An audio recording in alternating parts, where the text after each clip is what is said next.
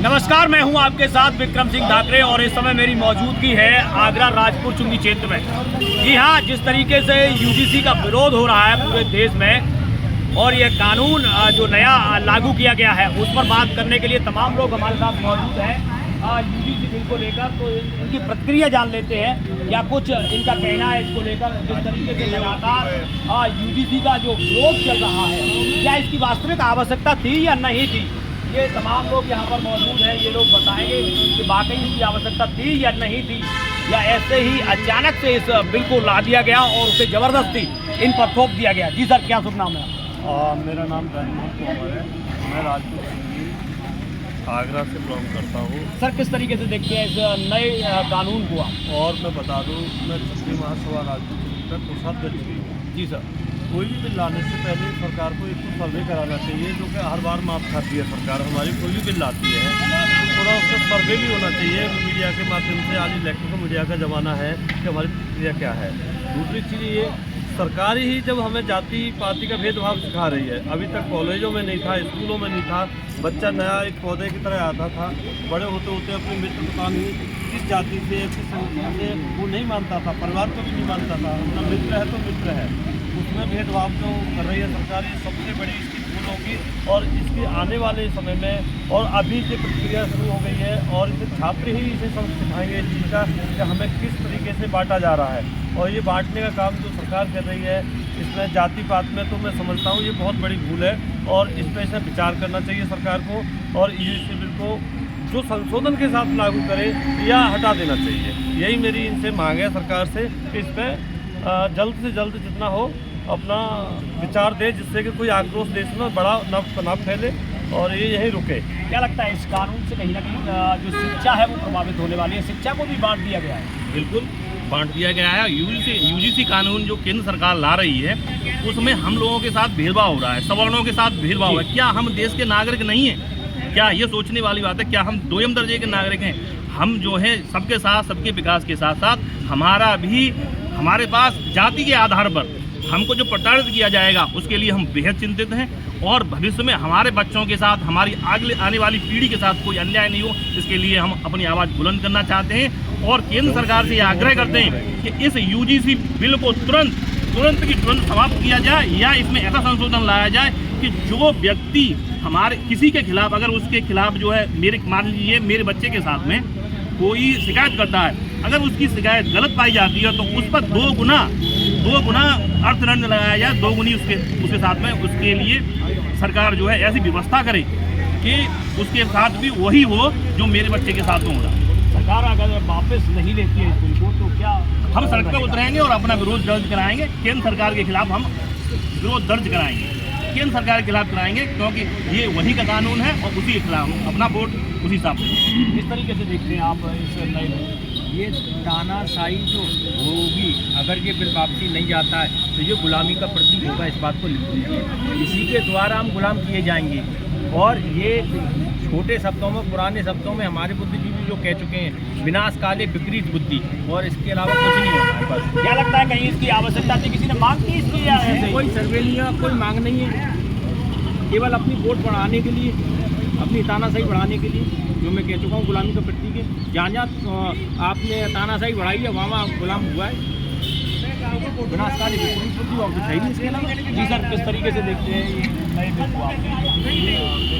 UGC bill बहुत बड़ा काला कानून है, इसको सरकार को वापस लेना चाहिए, नहीं तो हमारी समाज सड़कों पर उतरेगी और आंदोलन करेगी। जी सर, नाम ठाकुर युवा अध्यक्ष आगरा। क्या लगता है बिल आना चाहिए या नहीं आना चाहिए? षड्यंत्र के तहत भारतीय जनता पार्टी की सरकार शायद 2014 से थी और ये भारतीय जनता पार्टी शायद मनोवृत्ति हो चुकी है कि सवर्ण वोट तो हमारा अपना वोट है, ये नहीं जाएगा।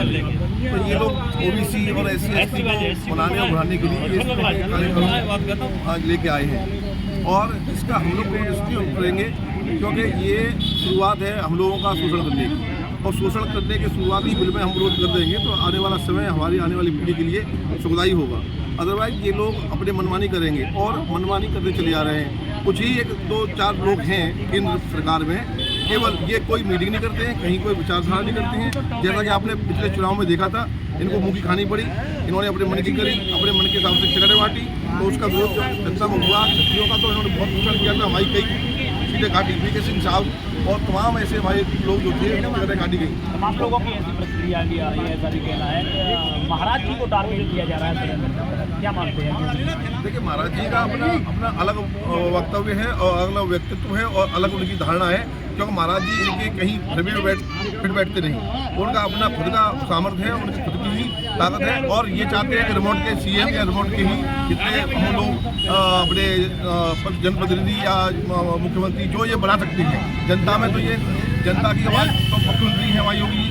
और देखा जाए तो योगी जी की आवाज़ तो ये मोदी जी के बाद योगी जी ही क्या सर्वे करा लें, ये ऑनलाइन 101% योगी जी का सबसे ज़्यादा ना आए तो आप ना बदलते रहो ना, सबसे ज़्यादा सर्व समाज के नेता है हमारे योगी। अगले प्रधानमंत्री के रूप में वही दावेदार है और सर्व समाज के नेता है। वो केवल ये नहीं क्षत्रिय कुल में जन्म लिया है, लेकिन संत है वो संत की कोई जाति नहीं होती है। ये लोग टारगेट करते हैं कि क्षत्रिय हैं वो, क्षत्रिय तब तक थे जब तक संत नहीं थे, संत होने के बाद संत सब समाज का होता है। कभी कहीं आपने ये नहीं देखा होगा कि हम जब संत नवाते हैं तो पूछते हो कि ये संत किस जाति का है, चाहे बागेश्वर वाले बाबा साहब हो, चाहे अमृताचार्य जी हो, कभी किसी ने पूछा हमारे समाज के लोग कभी नहीं पूछते, क्योंकि संत सर्वोपरि हो जाता है। इसलिए योगी जी को संत माना जाए।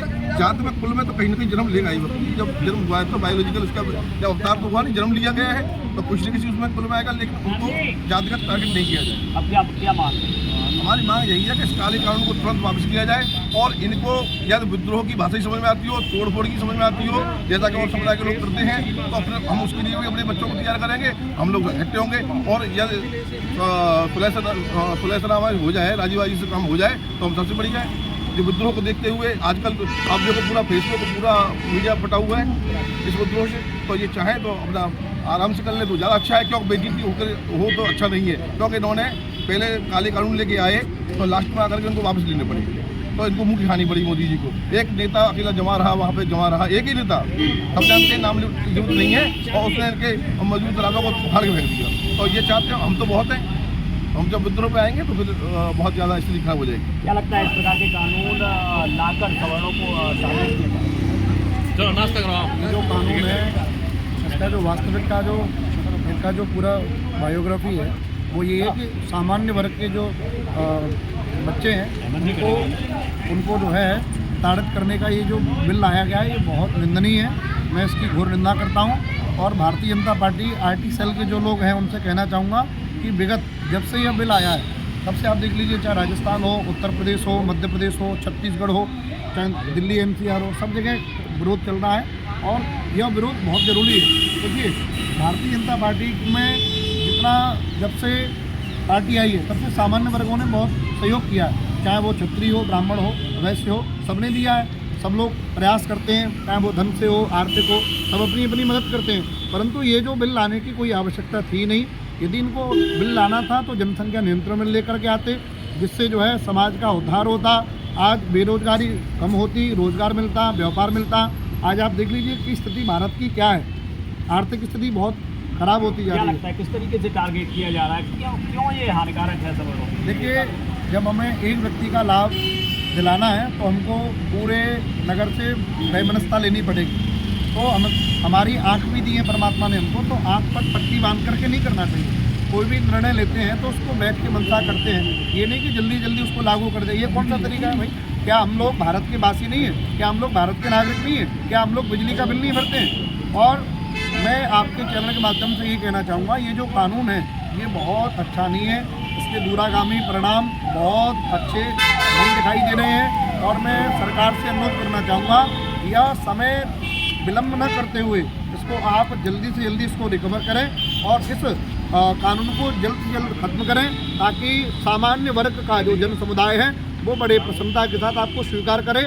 और हम यही चाहेंगे, 2014 से आपके साथ बने हुए हैं, आगे भी आपके साथ बने रहेंगे।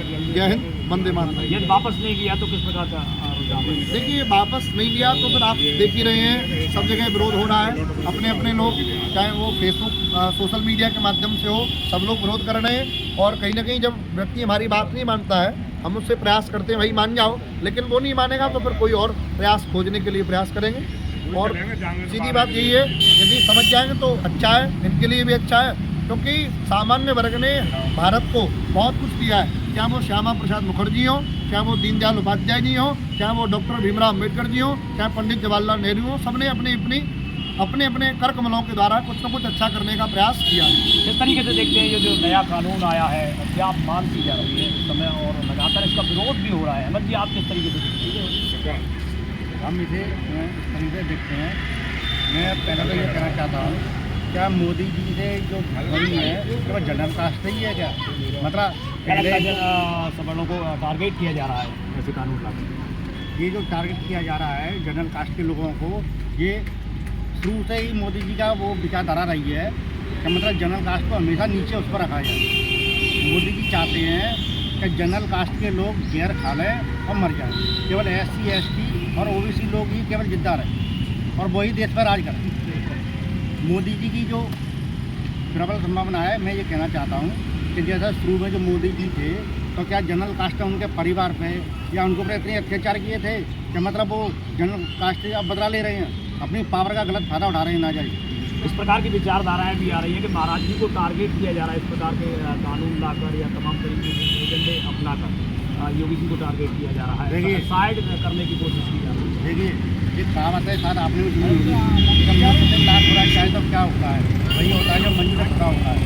जब पहले BJP सरकार नहीं थी तो केवल 26 साल की उम्र में मुख्तार अंसारी के पास गए थे और उन्होंने उसे झुकाया था। जब BJP के नेता की हवा खत्म हो गई तो जो बंदा पहले ही डरा तो अब क्या डरेगा? तो मोदी योगी जी का तो कोई बाल बाल भी नहीं कर सकता है। क्या मानते हैं अगले दावेदार वही है PM? बिल्कुल योगी जी ही आएंगे, 101% आएंगे। इस तरीके से कानून वापस लेने की मांग की जा रही है UGC की, अगर वापस नहीं लिया गया तो किस प्रकार का आपका अगला कदम होगा? देखिए जो उनके काम है वो तो इनको देखो वापस लेने पड़ेंगे, चाहे वो किसानों के लिए हो या उद्योगपतियों के लिए हो या जनरल कास्ट के लिए हो, जो उनके काम है उन्हें वापस लेने पड़ेंगे। अगर नहीं लेंगे तो देखो सीधा टारगेट है, अगर नहीं लिए तो हम BJP की नहीं BJP मानेंगे।